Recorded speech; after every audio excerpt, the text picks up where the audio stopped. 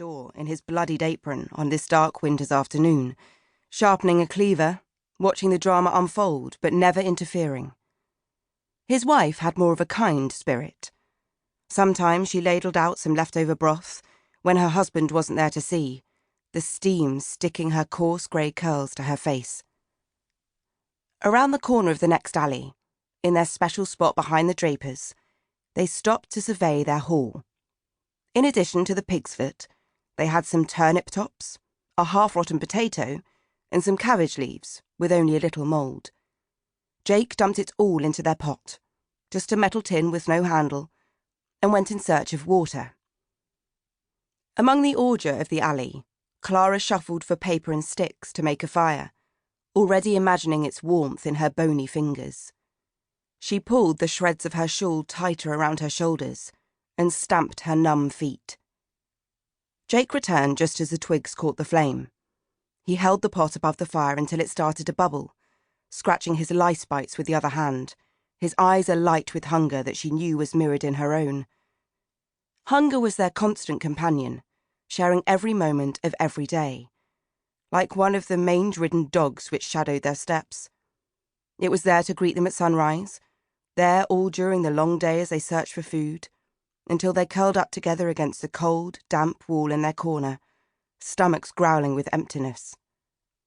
In the fire's glow, Jake's face, once so smooth and boyish, was all sharp angles and harsh lines. And this, at only 12 years old.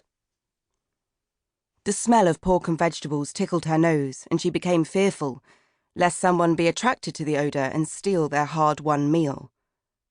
There were other street children to be wary of, sometimes more dangerous than adults.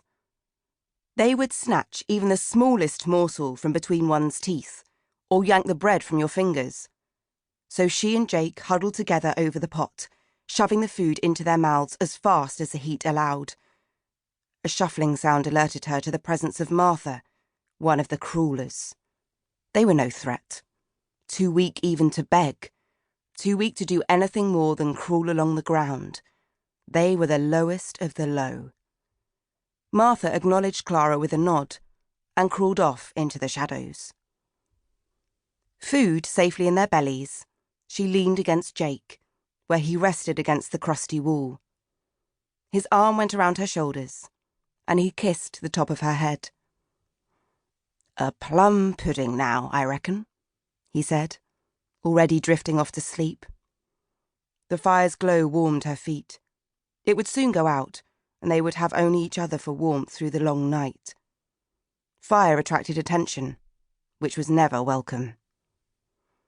"Mother's plum pudding," she said, mouth watering again at the memory of crystallized fruits, steamed puddings and custard, a huge jug of which only the beefy arms of the cook, Dorothy, could handle.